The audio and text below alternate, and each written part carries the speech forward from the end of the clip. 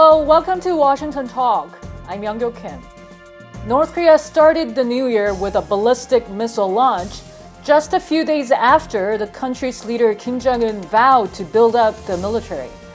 And the North Korean regime claimed it has launched a hypersonic missile for the second time, indicating that it keeps modernizing its nuclear and missile programs. Today, we'll discuss what is behind North Korea's latest missile launch and how the United States will craft its approach. Joining me is Ken Gause, the director of CNA's Adversary Analytics Program. Mr. Gause authored the book, North Korean House of Cards, Leadership Dynamics under Kim Jong-un. David Maxwell is also with me today. He's senior fellow at the Foundation for Defense of Democracies. Mr. Maxwell was a planner for the United Nations Command and the Combined Forces Command. Welcome to the show. Good to have you both today. Nice to be with you. Good morning. Great to be with you.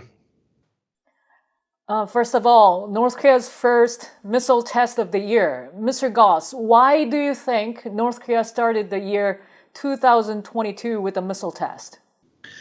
Well, I think there are probably various reasons. I think when we talk about North Korean doing tests, there's not just one reason, there are multiple reasons.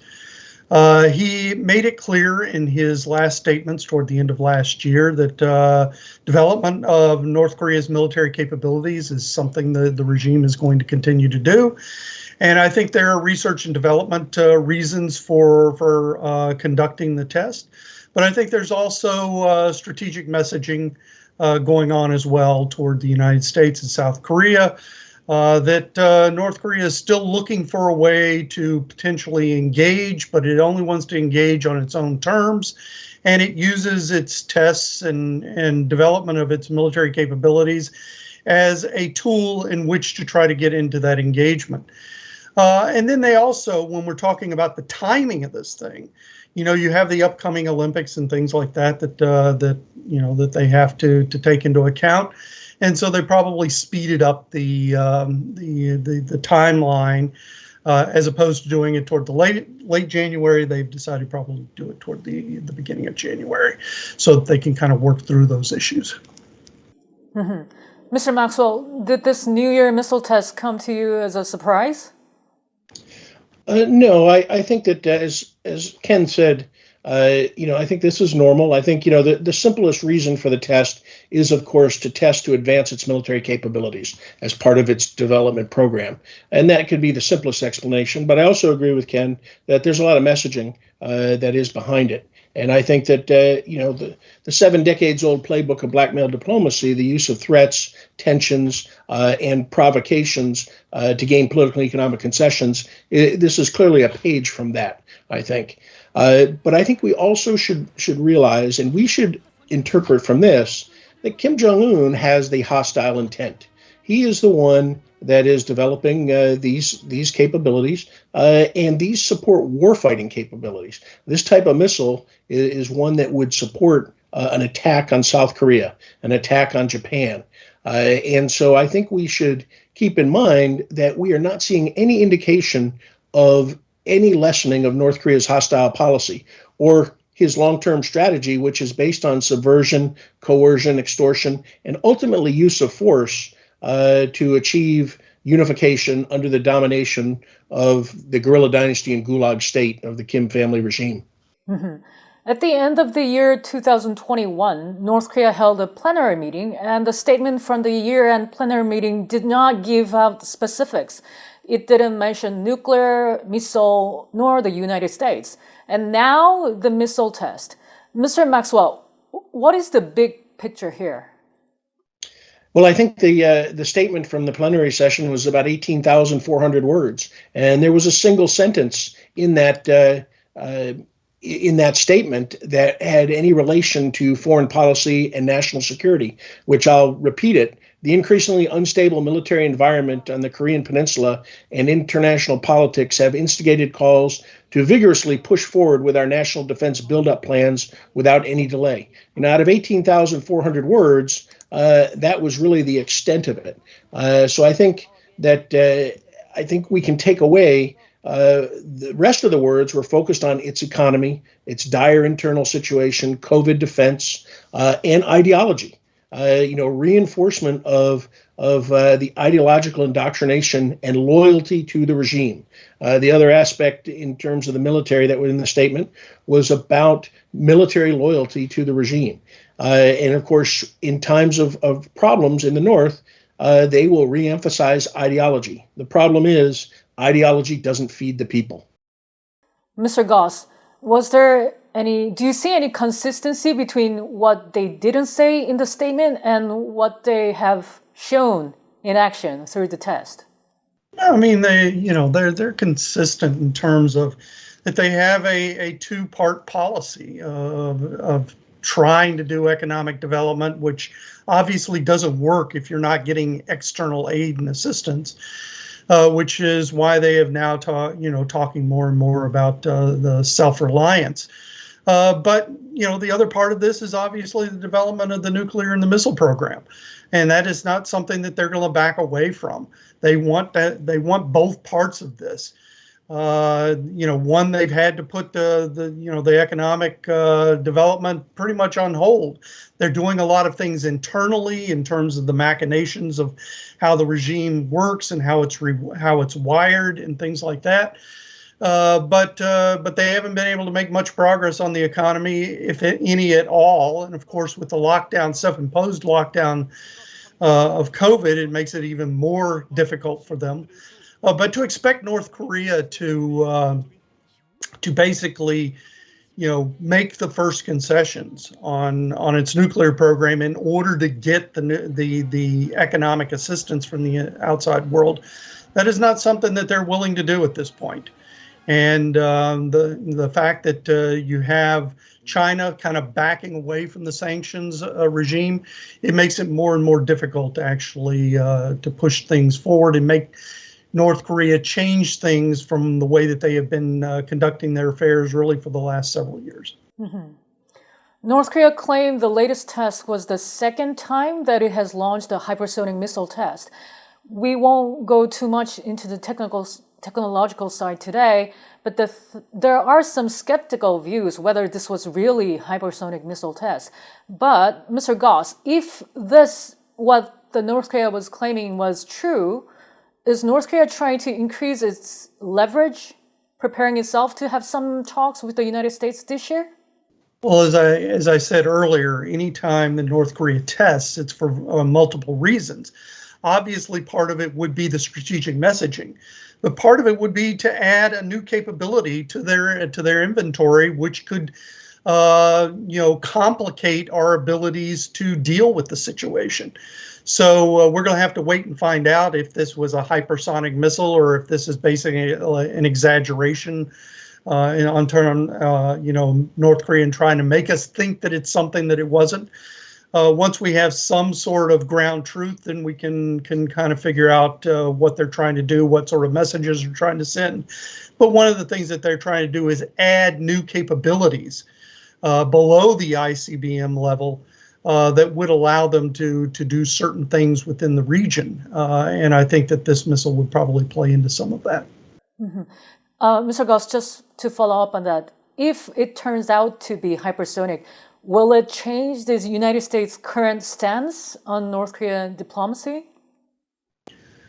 Well, I think that, when we look at the U.S. side of the equation, there are very few things that we can actually do to affect North Korean calculus. We could try to put more pressure on them, more sanctions and things, but I think that unless we can get China and Russia to play ball on that, it's going to be very difficult to do.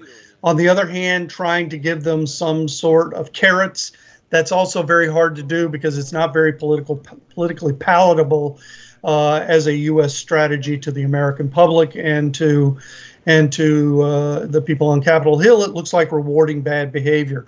So we're kind of stuck in a very difficult situation, and both the U.S. and North Korea are kind of dug into their current positions, and it's hard to see how that's going to move on either side.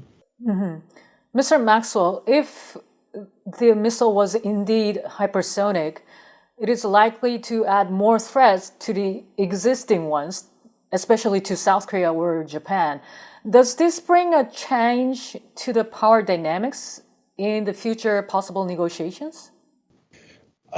Well, first of all, I don't think we should overblow this capability.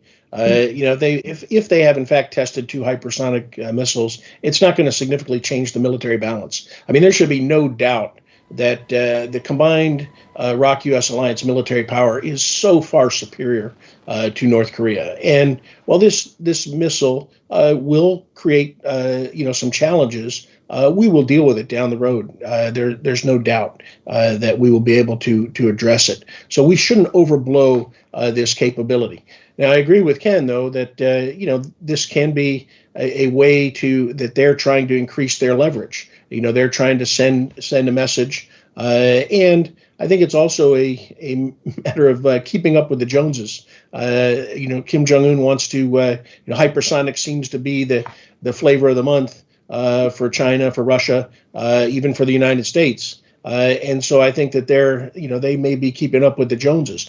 But also to reinforce what Ken said, we've seen since really 2019 and the failure at Hanoi for the North to be developing a number of different systems and capabilities, cruise missiles, short-range ballistic missiles, KN-23 and 600 millimeter rocket launchers, things like that. And again, those are all designed for warfighting. So they are continuing to develop their capabilities, which again is an indication of their continued hostile policy towards South Korea, towards the United States, and towards the international community.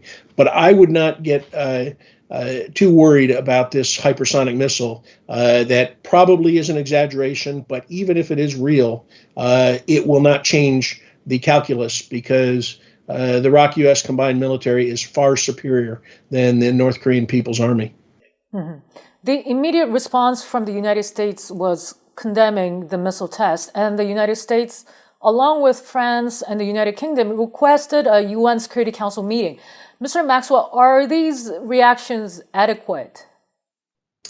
Well, as Ken said, this is really a tough stalemate because the amount of options are limited. However, if this is a ballistic missile, it's a violation of UN Security Council resolutions, and the international community needs to enforce its resolutions. So, it is appropriate to have a meeting and to discuss this, but the options are limited. Short of military force, which I don't think anyone finds acceptable at this time. Mm-hmm. Mr. Gause, what's your thought? Was the reactions from the United States proper, or is there anything more that can be done? No, I agree with what Dave had to say. We did what we had to do. There's only a limited amount of things that we can do given the lack of levers that we have, the lack of leverage that we have on this, on North Korea right now. But we do need to show as much solidarity as we can, understanding that China and Russia are probably not going to be in lockstep with us. And so, as long as we can keep the rest of our allies in line and focused on trying to move forward with a unified front on North Korea is probably the best thing. Follow up on that. One additional response is in terms of our military exercises, our readiness, our preparations. Since President Trump unilaterally halted exercise in 2018, we have canceled, postponed, and scaled back exercises, and there has been no reciprocity from the North. So one response that is not being discussed in the open, but I'm sure is behind closed doors, is reinvigorating our exercise program to ensure that we maintain the combat readiness that is necessary to deter North Korean attack. Mm-hmm. And every time North Korea launches the short-range missiles, the United States condemns it, but says it remains committed to a diplomatic approach. And even a UN Security Council meeting is held at the request of the US. But North Korea doesn't respond, or we don't see any change in North Korea's behavior. Mr. Gause, should the United States take a different approach now? Well, as I mentioned, I think it's politically would be very difficult to do anything other than pressure right now. The Biden administration just does not have the silver bullets to expend on some sort of bold strategy to see if something else would work on North Korea. So therefore, sticking with our current strategy, hoping that North Korea will come to the table. But when you look at it from North Korea's point of view, they're most likely not going to come to the table unless we were to put something on the table. And so I think that we're pretty much locked in a stalemate at least for the time being. Mm-hmm. Mr. Maxwell, what about you? Is it time for a new approach? A new approach, if it involves concessions and appeasement of Kim Jong-un just to try to bring him to the table to talk, I think that will be more counterproductive because, again, then he will judge his strategy a success, that he is effectively manipulating South Korea, the United States, and the international community if we give him concessions. I think what we really have to do is, as I said, reinforce the strength of the alliance, demonstrate our strategic reassurance and strategic resolve, and keep up the pressure. Because what's really going to happen, our external pressure is not going to change things. It's not going to change his behavior. It is the pressure from within. Mm-hmm. The United States and Japan held a virtual 2+2 meeting. The two countries agreed to step up their security ties to counter threats from North Korea as well as from China and Russia. Mr. Maxwell, what is the significance of this deal in terms of dealing with North Korea?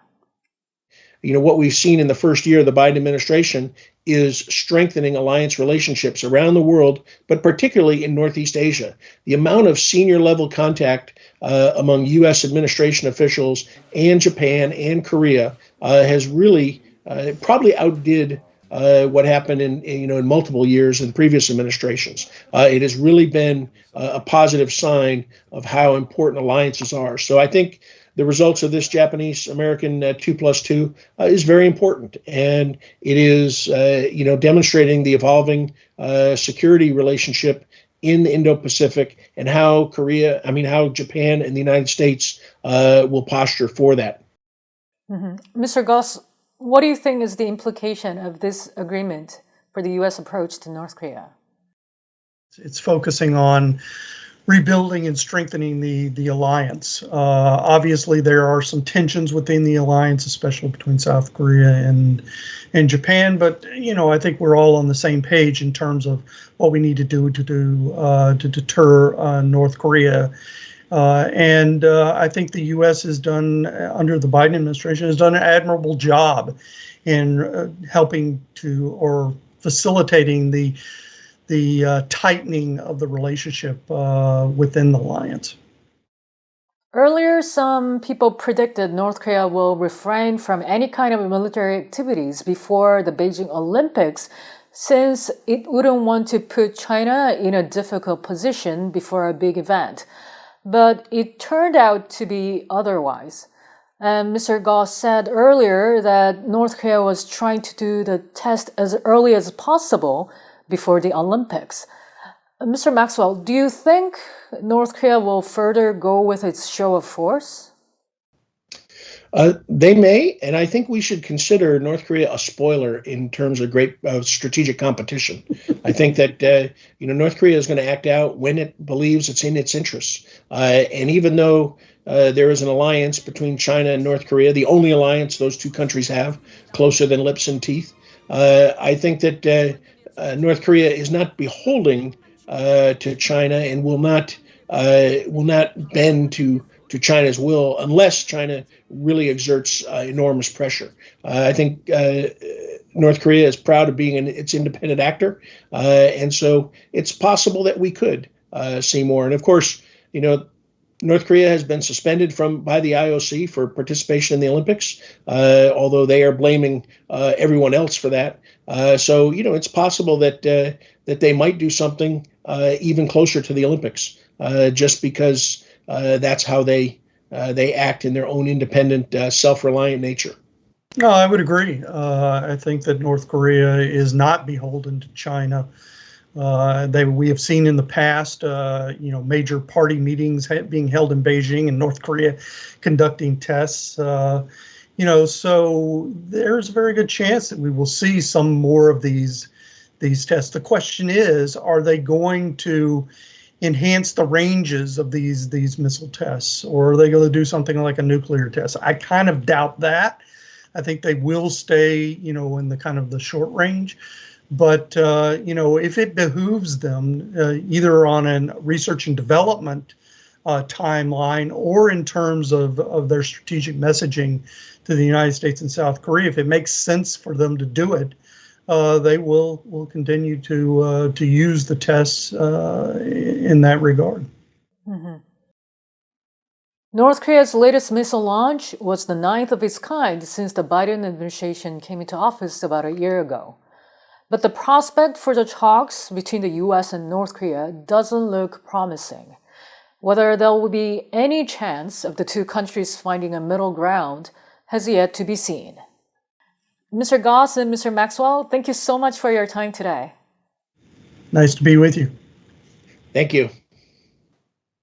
And that does it for this week's Washington Talk from Voice of America. Please join us again next week for more analysis.